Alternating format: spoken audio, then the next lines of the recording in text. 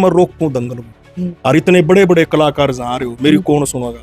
मैं बचपन से घर के भी मैंने और भी मामे चाचे जो सारे नचनवा का है। अच्छा, कृष्ण चंद जियों की है वो, सुसाना के कृष्ण चंद जी हुए। अच्छा, मेर सिंह जी के शिष्य, उनके रागनी। लेकिन जो ये रागनी है अमरज पोतात के ठाकुर समझे ना इंसान तन इति जड़िया के गीत सुने थे, देखे ना बलवान तन।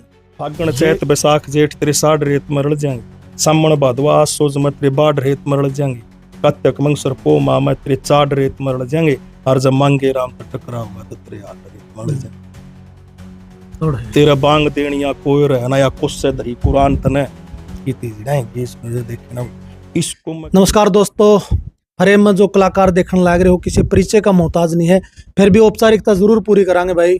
हरियाणा प्रदेश के शाइनिंग स्टार कलाकार जिनती पे कवांगे रागनी कलाकार मास्टर सुमित सातरोडिया, इनके साथ में आज वार्ता करांगे, बातचीत करांगे, खट्टे मीठे सवाल भी पूछांगे इनते और संस्कृति को लेकर के इनके मतलब शुरुआत कर तो ये तमाम बातें इनसे जानने का काम करांगे, सारी बात पूछांगे। तो मास्टर जी, सबसे पहले हमारे चैनल पे आपका बहुत स्वागत है। भाई सभी भाइयों को राम राम, आपकी टीम को राम राम, और अभी हरियाणा चैनल देखने वाले सभी श्रोताओं को आपके भाई की तरफ से राम राम। मासी जी, तबीयत ठीक है? एकदम बढ़िया बढ़िया है, बढ़िया बढ़िया। तो सबसे पहले नुआ बताओ, आप मतलब जिस टाइम आए इस लाइन के अंदर, उस टाइम पे मतलब कंपटीशन का जो दौर होया करता नहीं, जो पिक पे था, अगर मैं बात करूं, अगर मैं गलत ना हूं, 1995 तो लेके ना लगभग 2004-5 तक पिक पर रहा, 10 साल जमा खूब 7-8 तक ऐसा आप उसने। लेकिन आप उसी टाइम पे एंट्री करी है जब आपने मतलब दौर जा लिया था। हाँ, जा लिया था। और फिर एक और बात थी, जैसे हरियाणा के अंदर आपको सच्चाई बताता हूं, किल की मार कम हो गई थी। हरियाणा में श्रोताओं की संख्या बढ़ रही थी। कोई हरकत करता पहले के था कि दंगल किलकम किलका हो जाता, गोबर मारना, रेत फेंकना, डले मारना, वो एक कल्चर सा डेवलप हो गया। फिर धीरे धीरे धीरे पता नहीं कुदरती होता है, माहौल ऐसा बनने लग गया, जैसे कोई ऊक चूक करता है ना तो उसने टोक्या कर दे, बैठ रहे सारा काम खराब कर रहा है, यानी लोग धमकाने लगे उन्हें। तो फिर वो किल की मार सौदा बंद हो गया, तो कलाकार भी आपस में खिंचातानी भी थोड़ी कम कर गए, जुगलबंदी तो करी आपस में, गायकी में दिखाओ, आड़त सुनाई तो आड़त सुनाओ, बाकी वो जो आपस की थी गाड़ी दुफड़ा वे खत्म हो गए। फिर सही को पुराना टाइम की बात, हम छोटे छोटे आकर दे खेड़ी सोपटा है उड़ा प्रोग्राम था, मतलब अपने हरियाणा के सतम्ब कहूंगा मैं, मासे मास्टर सतबीर जी वो खड़े हो स्टेज पे, और मतलब पब्लिक मतलब एक दो कलाकार और थे, सुनील दुजानिया थे, जैसे मासे जी जैसे खड़े हुए ना, किल की मारत लोग, तो मासे जी बोले भाई कितनी मार लो और मारो और मारो, तो उड़ा मतलब बहुत जबरदस्त उन्होंने दंगल थामे बाद में। तो यो चीज चलिया करती उस टाइम पे, होया कर दी, खूब था उस टाइम। ऐसा खूब हमने भी देखा, मतलब स्टेज पर खड़े हुआ करते हम उस टाइम में। आजाद के साथ काम कराया था जिस टाइम ये बहुत पीक पर था दौर, और मेरी एक आधी रागनी करवान का जिस टाइम चांस बैठा था बड़े कंपटीशन में, भाई आजाद बोल दिया था, वो हमारा भाई है छोटा, वो सुना हुआ मैं खड़ा हुआ करता, तो मतलब मेरे को इतना भीतर तो नहीं फील हुआ था भाई कैसे मैं रोकूं दंगल को, और इतने बड़े बड़े कलाकार जहाँ रहे हो, मेरी कौन सुनेगा। लेकिन जो इतना आ रहा मेरे नु आ रहा जैसे ना इनको सारे मैं बिठा दूंगा, सुन कर दूंगा, नु कर दूंगा, ये जज्बे हुए। और उस टाइम एक रागनी अगर जमा दी दंगल में, ताड़ी बजवा दी, फिर कसर नहीं रहती थी मार्केट में, लोगों में ऐसा बड़ा बढ़िया क्रेज मैंने देखा है, खूब देखा। फिर धीरे धीरे धीरे धीरे जो है कम होता चला गया, कुछ तो ये सोशल मीडिया हो गया, लोग देखते तो सब कुछ है, ये ऐसा नहीं रागनियों के श्रोता कम है, लेकिन उनके माध्यम बदल गए। अब भीड़ कम आती है, वहां 500 आदमी बैठ के सुन रहे हैं तो 50,000 आदमी उसको ऑनलाइन देख रहे हैं, अलग अलग माध्यमों से कितने लोग लाइव आते हैं, तो माध्यम बदल गए। प्रोग्राम अब भी सुनते हैं, वैसे ही सुनते हैं, जज्बा वही। बस जी यो जज्बा यो जुनून, इसी कीड़ा भी गैस कहाँ पे कीड़ा कलाकारी का यो कूकर जाएगी आपके मन में? तो बालकपन तय था। अच्छा, पहले दिशा दूसरी थी, अब ये दिशा दूसरी हो गई। मैं बचपन से घर के भी मैंने और भी मामे चाचे जो सारे नचणुआ कर दे। अच्छा। हाँ नचणुआ पे तो मतलब मैं शुरू ते था बालकपण ते हाँ। पहले फिल्मी गाने पर नाचे जांदा फिर मारा रामलीला होने रामलीला में लगी भी रामलीला में रावण का रोल करना क्या यानी कि मन आनंदे नु तख्त पर स्टेज पर रहना उसमें आया फिर गुरु जी आए थे या मास्टर जी तो उनका मैंने एक पूरा प्रोग्राम सुना नवरत्न का किस्सा तो फिर मैंने लगा मैं यार ये जो लाइन है ना सबसे बेस्ट है अगर मेहनत करे तो इस पर कर वो दिशा बदल गई झिझक मेरी बचपन से ही निकल चुकी थी वो कोई मेरे को 7वीं क्लास में मैं स्टेज पर चढ़ गया था घर वाले ने मतलब किसी प्रकार का एतराज नहीं किया होता है शुरू में होता है लेकिन घर वाले संतुष्ट करने पड़ते हैं कि भाई हमारा छोरा कि मैं कमाओ पहले नौकरी करो पांव पे खड़े हो अपने जिम्मेवारी संभालो शौक उसको साइड में करके लगाओ लेकिन घर क्या ना नाराज करके अगर मैं कोई काम कर रहा हूँ सफलता मिलेगी नौकरी करी मासी जी हाँ आपने? मैं शिफ्ट इंजीनियर रहा 10 साल अच्छा मतलब इंजीनियर तक कलाकार बने हुए। हाँ इंजीनियर अच्छा फिर मास्टर जी को गुरु जी कब धारण करे आपने ये क्रिया मैंने 98 में सन 98 में। अच्छा 98 में महाराणा भगत की कुटिया में आए हुए थे तब गुरु जी से बात हुई क्वालिफिकेशन पूछी कि क्रिया बढ़ाई मेरे तीनों भी राय दी वे तू उसे काम में लग गया रहे उसने छोड़ के तू यो करेगा ये पाओगा माँ जी उसने छोड़ू को नहीं मैं लेकिन ये शौक पूरा करूंगा। अच्छा फिर बोला भाई एक वादा करना पड़ेगा नौकरी नहीं छोड़ेगा मैं नहीं छोड़ूंगा फिर मैंने 10 साल नौकरी करी फिर प्रोग्राम इतना काम वो ज्यादा हो गया फिर बोझ हो गया फिर नौकरी कर नहीं पाया 10-15 प्रोग्राम करके पूरा भी ना है तो आदमी का भी एक दिन प्रोग्राम तो एक दिन तो फिर सही है भी आदमी फिर टाइम नहीं मिलता बस जी हर कलाकार के जीवन में मतलब खास तौर पर शुरुआती दौर की अगर आप बात करा स्ट्रगल हुआ है संघर्ष हुआ है उसको संघर्ष से होकर गुजरना पड़ा है तो आपके मतलब शुरुआती दौर में किस प्रकार का संघर्ष रहा है स्ट्रगल संघर्ष तो मेरे को नहीं करना पड़ा मेहनत जो है ना वो तो करनी पड़ी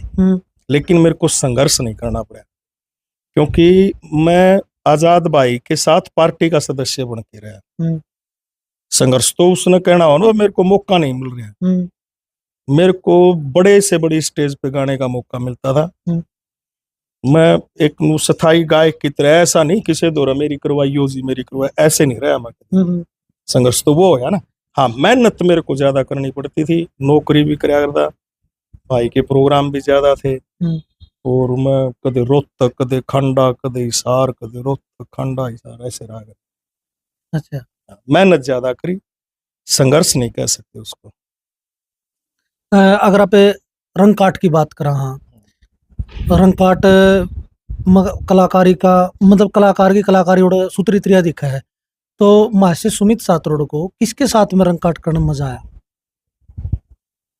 अब तक मैंने सबसे ज्यादा जो संगत में गाया है वो गाया है विकास पास और नरेंद्र डांगी अच्छा जो मेरा ज्यादा टाइम बीता है रंगकाट में वैसे तो लगभग सबके साथ गा रखा है लेकिन ज्यादा टाइम दोनों के साथ बीता है और मेरे को काफी अच्छी टोनिंग लगी हमारी अच्छा ये हमारा जैसे हमने मेरे को याद नहीं आ रहा कि भाई मैं डांगी या विकास हम आपस में रंगकाट में रागनी गा रहे हो और वो जमी नहीं ऐसा मेरे को दिन याद आता नहीं अगर हम दोनों खड़े हैं तीनों में से कोई भी दो खड़े हैं तो मतलब मेरे को ऐसा कोई समय याद नहीं आया वे लोग स्वाद नहीं है पता नहीं कुदरती ट्यूनिंग है एक ऊपर थोड़ी की भी आपकी रागनी हुआ मतलब एक की रागनी है दादा लक्ष्मी चंद की प्रश्न उत्तर की उसमें प्रश्न और उसमें उत्तर है कृष्ण चंद जियों की है वो सुसाना के कृष्ण चंद जी हुए अच्छा मेर सिंह जी के शिष्य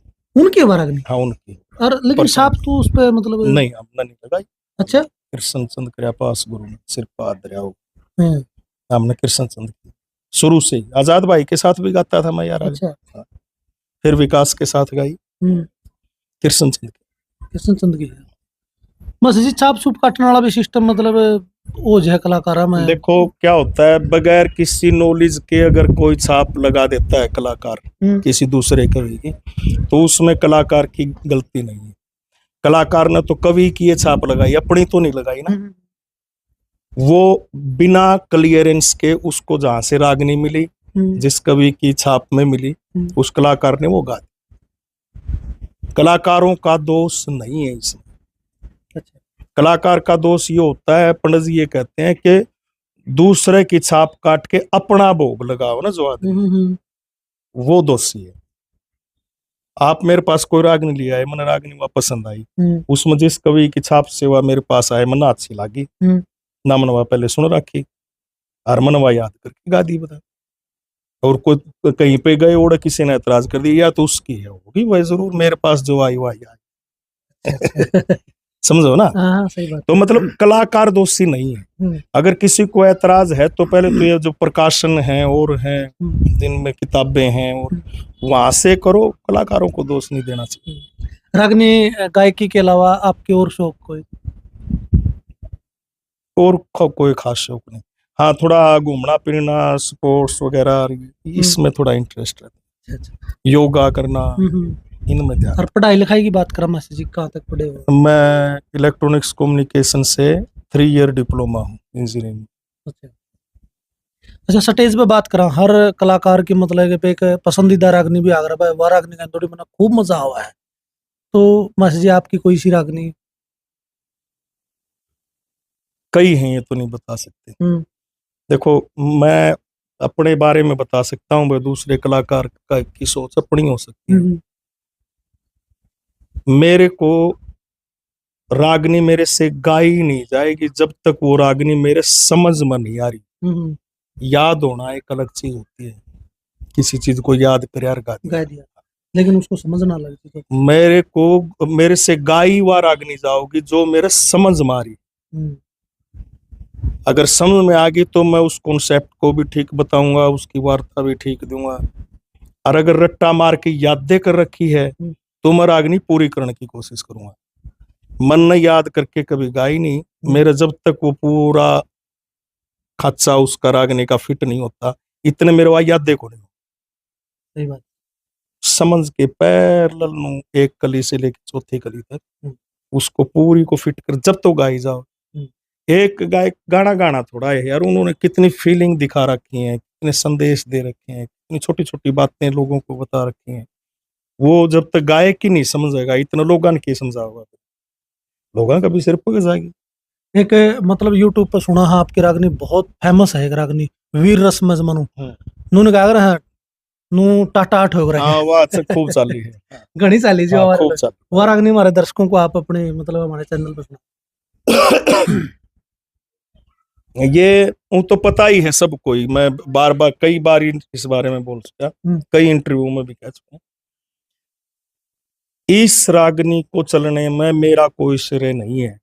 मैंने अब तक वीर रस की बहुत रागनियां सुनी भी हैं, लेकिन जो ये रागनी है आमरजपूत जात के ठाकुर समझे ना इंसान तने इति जड़िया के गीत सुने थे देखे ना बलवान तने, ये जो फील है ना, ये भाव है, ये किसी वीर रस की रागनी में मैंने आज तक देखा नहीं। एक बात बताओ, मैं इसको डिटेल में इन वर्डों को तोलना जरा।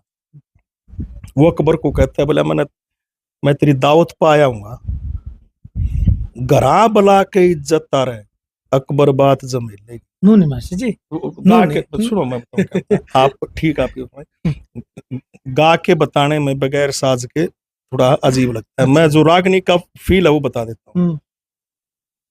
घरा बला के इज्जत आ रहे अकबर बात जमेले की, काला सरप पाव नाचता जब बाजे बिन सपेले की, वह सतगुरु ना किसे काम के जो गाट कतरने चलेगी, बेटी देगा जीना चाहो जिंदगी दो दे लेगी।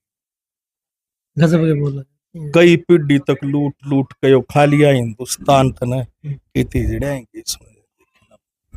क्या आप सोच रहे होंगे पंडित मांगेराम जी जब ये बोल लिख रहे होंगे, किस चरम पर चले गए होंगे, सोच के। उस चरम पे अगर गायक जाता है तो वो चीज लोगों को सुहाएगी, वो अच्छी लगेगी। बिल्कुल सही बात।